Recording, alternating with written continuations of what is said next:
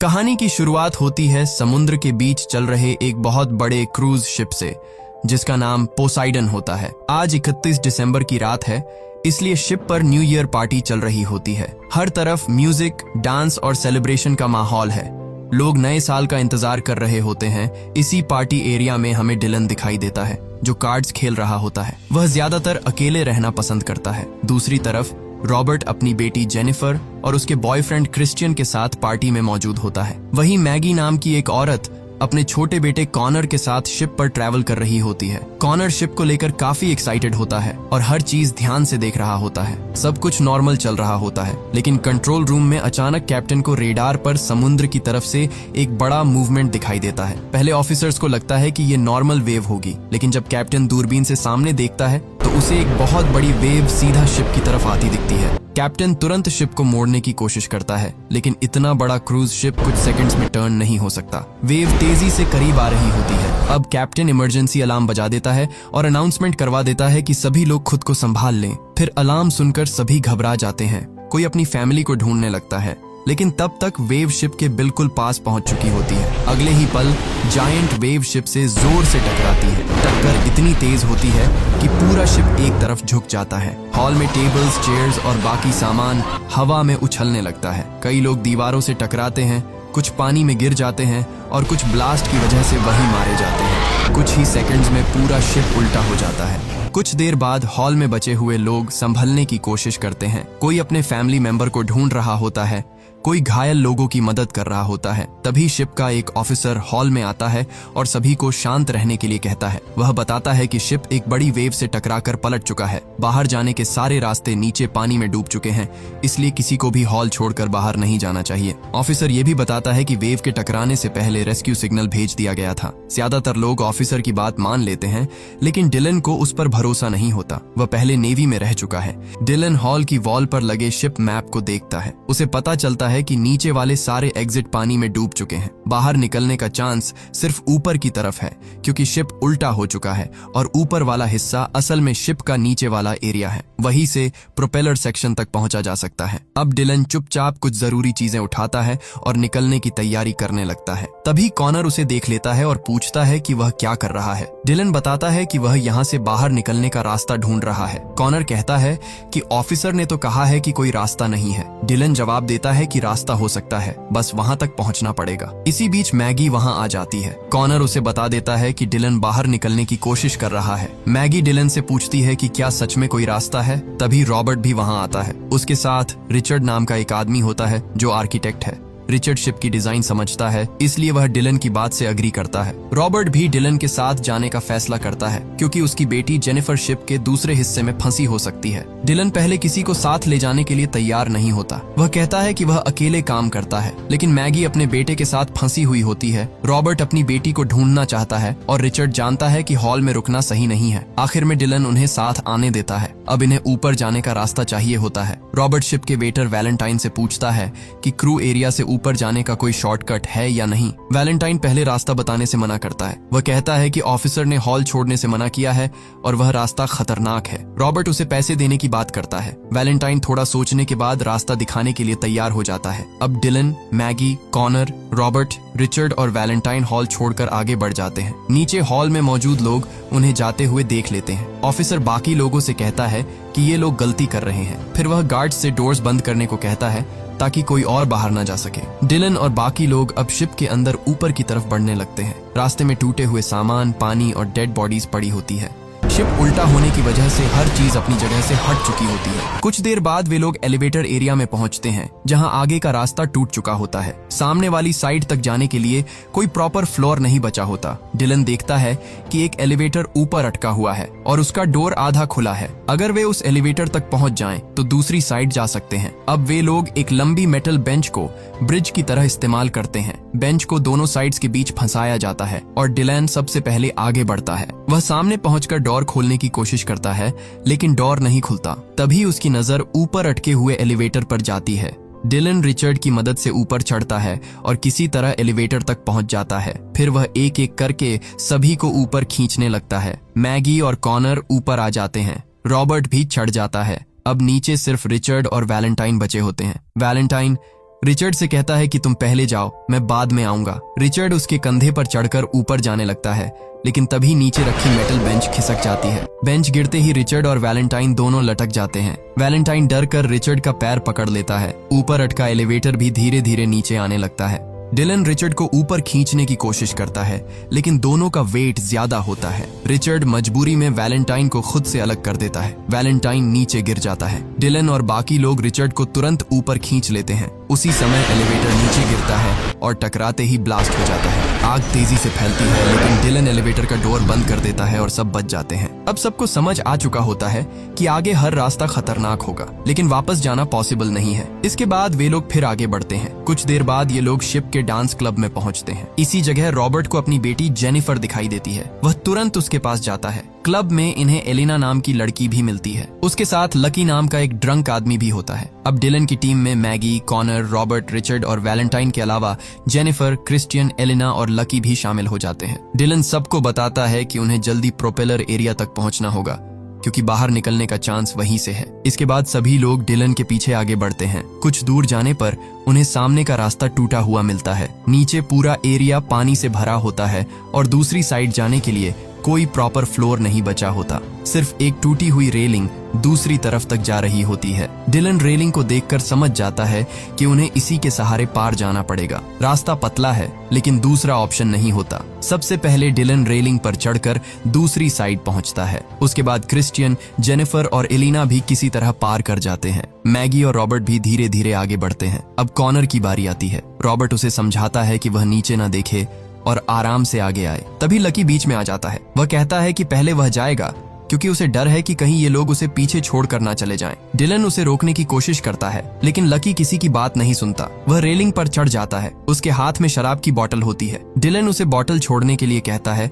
लेकिन लकी ध्यान नहीं देता। जब वह रेलिंग के बीच में पहुंचता है, तभी उसके हाथ से बोतल नीचे गिर जाती है। वह एक पल के लिए नीचे देखने लगता है। उसी समय ऊपर से शिप का भारी इंजन पार्ट टूट कर गिरता है। लकी बच नहीं पाता। वह पार्ट सीधे उसके ऊपर गिरता है और रेलिंग भी टूट जाती है। इंजन पार्ट गिरने से नीचे पानी में ऑयल फैल जाता है। फिर एक स्पार्क की वजह से पानी की सरफेस पर आग लग जाती है। अब टीम दो हिस्सों में बंट चुकी होती है। कुछ लोग दूसरी साइड पहुंच चुके हैं, लेकिन रॉबर्ट, मैगी और कॉनर अभी पीछे फंसे होते हैं। तभी डिलन की नजर पास पड़े एक लंबे पाइप पर जाती है। वह पाइप के एक एंड को लोहे की रॉड से बांधता है और फिर पानी में कूद जाता है। सब लोग घबरा जाते हैं, क्योंकि पानी के ऊपर आग जल रही होती है। लेकिन डिलन पानी के अंदर तैरता है, क्योंकि आग सिर्फ सरफेस पर होती है। वह दूसरी साइड पहुंचकर पाइप का दूसरा एंड भी मजबूती से बांध देता है। अब पाइप दोनों साइड्स के बीच लटक जाता है। डिलन ऊपर आकर रॉबर्ट को इशारा करता है। रॉबर्ट कॉनर को अपने कंधे पर बैठाता है और पाइप पकड़कर दूसरी साइड की तरफ बढ़ता है। नीचे आग लगी होती है।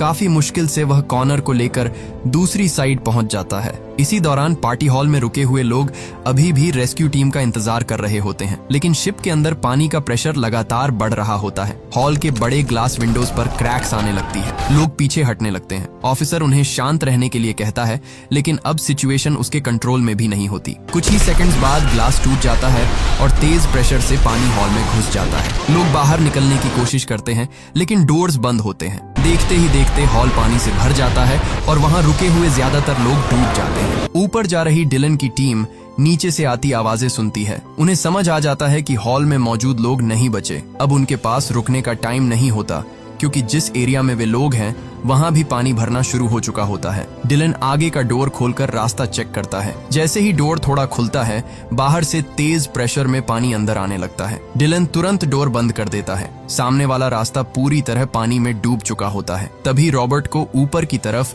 एक वेंटिलेशन डक्ट दिखाई देता है। रास्ता बहुत छोटा होता है, लेकिन फिलहाल वही ऑप्शन बचता है। एक एक करके सभी लोग डक्ट में घुसते हैं। रॉबर्ट सबसे आगे जाता है और डिलन सबसे पीछे रहता है, ताकि कोई फंसे तो उसे हेल्प कर सके। डक्ट के अंदर जगह बहुत कम होती है। वे लोग मुश्किल से आगे बढ़ रहे होते हैं। कुछ दूर आगे जाने पर रॉबर्ट को ऊपर हल्की रोशनी दिखाई देती है। वह वहां पहुंचता है, लेकिन एग्जिट पर मेटल ग्रिल लगी होती है। रॉबर्ट उसे धक्का देता है, पर ग्रिल नहीं खुलती। वह देखता है कि ग्रिल नट्स और बोल्ट्स से बंद है। उसका हाथ ग्रिल के छेद से अंदर तक नहीं पहुंच पाता। अब कॉनर को आगे लाया जाता है, क्योंकि उसके हाथ छोटे होते हैं। रॉबर्ट उसे ऊपर खींचता है और बोल्ट खोलने के लिए कहता है। कॉनर बोल्ट तक पहुंच जाता है, लेकिन उसे खोलने के लिए किसी पतली मेटल चीज की जरूरत होती है। तभी एलिना अपने गले से क्रॉस पेंडेंट निकाल कर देती है। कॉनर उस पेंडेंट की मदद से बोल्ट खोलने लगता है। नीचे पानी डक्ट में तेजी से भर रहा होता है। डिलन सबसे पीछे होने की वजह से पहले डूबने लगता है। वह अपना सिर ऊपर रखने की कोशिश करता है, लेकिन जगह बहुत कम होती है। कॉनर पहले बोल्ट को खोलता है,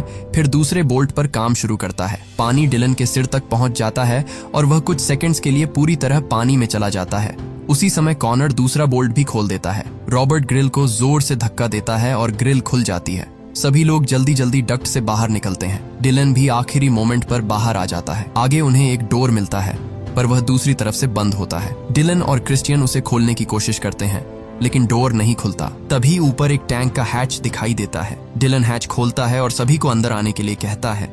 अंदर आकर रिचर्ड बताता है कि यह शिप का स्टेबिलाईजर टैंक है। टैंक में एक छोटा एग्जिट होता है, लेकिन वह बंद होता है। डिलन कहता है कि जब यह टैंक पानी से भरता है तो प्रेशर की वजह से सामने वाला वाल्व खुल सकता है। शायद वही उनका अगला रास्ता है। तभी नीचे से पानी तेजी से उनकी तरफ आने लगता है। अब सोचने का टाइम नहीं बचता।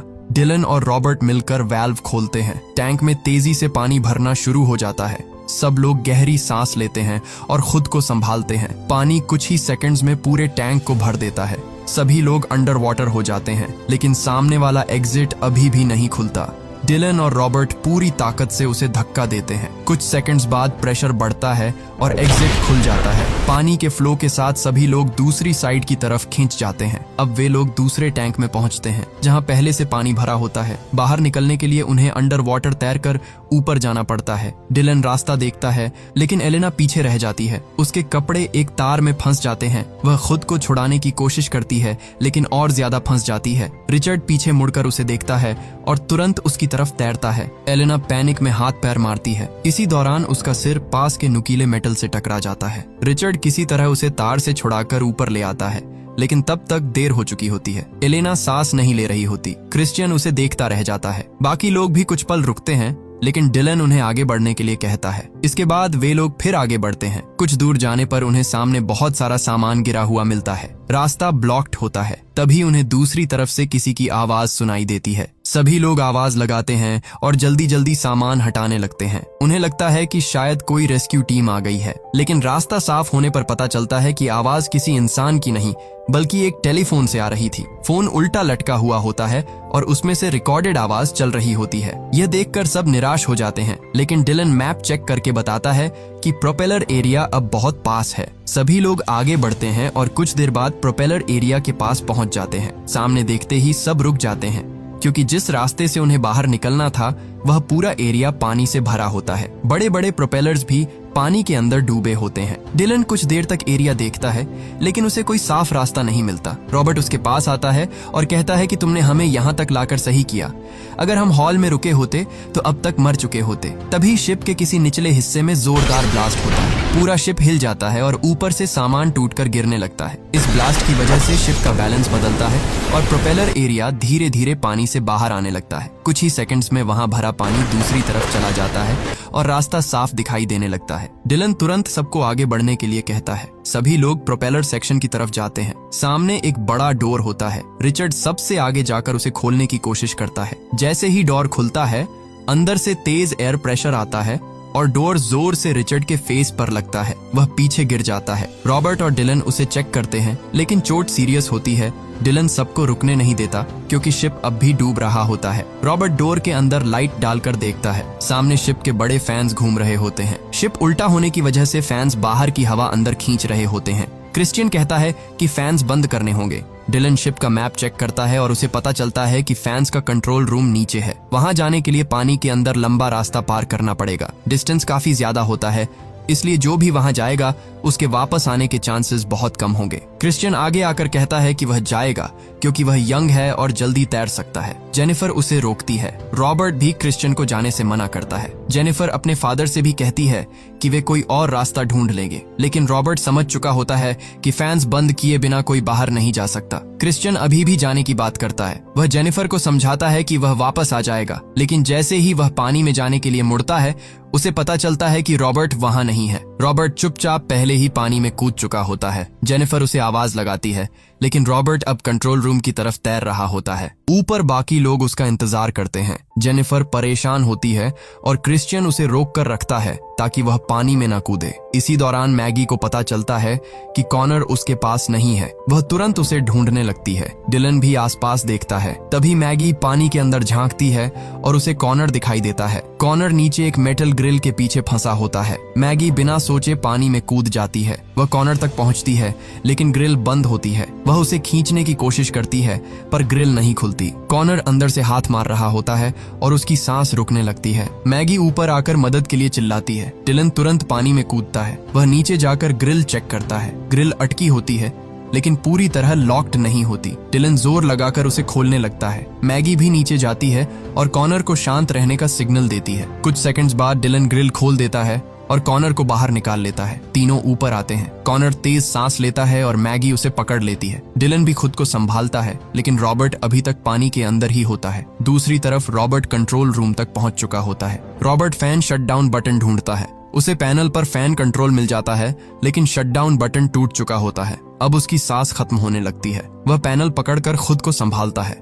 ऊपर जेनिफर अभी भी अपने फादर का इंतजार कर रही होती है। डिलन फैंस की डायरेक्शन देखता है लेकिन फैंस अभी भी घूम रहे होते हैं। इसका मतलब रॉबर्ट फैंस बंद नहीं कर पाया। कंट्रोल रूम में रॉबर्ट की हालत खराब हो रही होती है। तभी उसकी नजर पैनल पर दूसरे स्विच पर पड़ती है। यह फैन रिवर्स करने वाला स्विच होता है। रॉबर्ट समझ जाता है कि वह फैंस बंद नहीं कर सकता लेकिन उन्हें रिवर्स कर सकता है। वह अपनी बची हुई ताकत से स्विच दबा देता है। स्विच दबते ही फैंस की डायरेक्शन बदल जाती है। रॉबर्ट वहीं पानी में फंस जाता है और उसकी सांस खत्म हो जाती है। ऊपर खड़े डिलन और बाकी लोगों को एयर प्रेशर में बदलाव महसूस होता है। पहले हवा अंदर आ रही थी लेकिन अब बाहर की तरफ जा रही होती है। जेनिफर अपने फादर को आवाज लगाती है लेकिन रॉबर्ट वापस नहीं आता। डिलन फैंस को ध्यान से देखता है। उसे समझ आता है कि रॉबर्ट ने उन्हें एक चांस दिया है। डिलन आसपास देखता है और उसे एक बड़ा गैस सिलेंडर दिखाई देता है।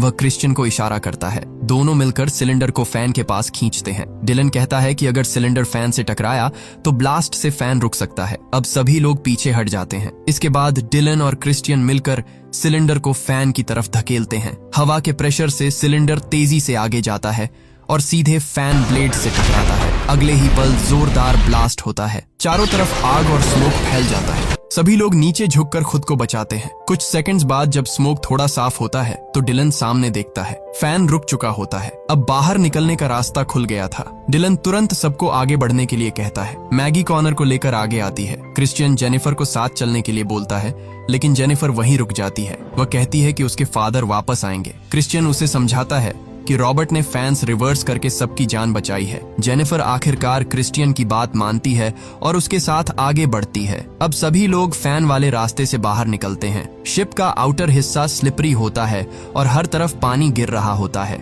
बाहर रात का अंधेरा है और समुद्र में तेज वेव्स चल रही होती है। डिलन सबसे पहले पानी में कूदता है। क्रिश्चियन पहले जेनिफर को जंप करवाता है फिर खुद कूदता है। अब सभी लोग पानी में होते हैं। पोसाइडन उनके पीछे झुक रहा होता है।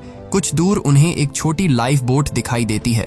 डिलन सबसे पहले बोट तक पहुंचता है। वह कॉनर और मैगी को ऊपर चढ़ाता है। अब सभी लोग बोट में होते हैं लेकिन पोसाइडन अभी भी उनके बहुत पास होता है। अगर शिप उसी जगह गिरता तो बोट पलट सकती थी। डिलन और क्रिश्चियन पैडल्स उठाते हैं। मैगी भी हेल्प करती है। वे लोग पूरी ताकत से बोट को शिप से दूर ले जाने लगते हैं। कुछ देर बाद बोट शिप से काफी दूर निकल जाती है। तभी पोसाइडन का पूरा स्ट्रक्चर पानी में नीचे जाने लगता है। पहले उसका अगला हिस्सा डूबता है फिर धीरे धीरे पूरा शिप समुद्र के अंदर चला जाता है। बोट में बैठे सभी लोग उसे देखते रहते हैं। अब चारों तरफ सिर्फ समुद्र होता है। रात का अंधेरा है और रेस्क्यू टीम अभी दिखाई नहीं दे रही होती। कुछ देर बाद दूर से हेलीकॉप्टर की आवाज सुनाई देती है। सभी लोग ऊपर देखने लगते हैं लेकिन अंधेरे की वजह से हेलीकॉप्टर उन्हें देख नहीं पाता। तभी डिलन को फ्लेयर गन याद आती है। वह फ्लेयर गन निकालता है और आसमान की तरफ शूट करता है। फ्लेयर की तेज रोशनी अंधेरे में फैल जाती है। हेलीकॉप्टर वाले उस लाइट को देख लेते हैं और बोट की तरफ मुड़ जाते हैं। कुछ ही देर में रेस्क्यू हेलीकॉप्टर उनके ऊपर पहुंच जाता है। इसी के साथ पोसाइडन मूवी की कहानी खत्म होती है। हमारे साथ हमेशा ऐसे ही जुड़े रहने के लिए चैनल को सब्सक्राइब कर लीजिए। जल्दी मिलेंगे अगले वीडियो में।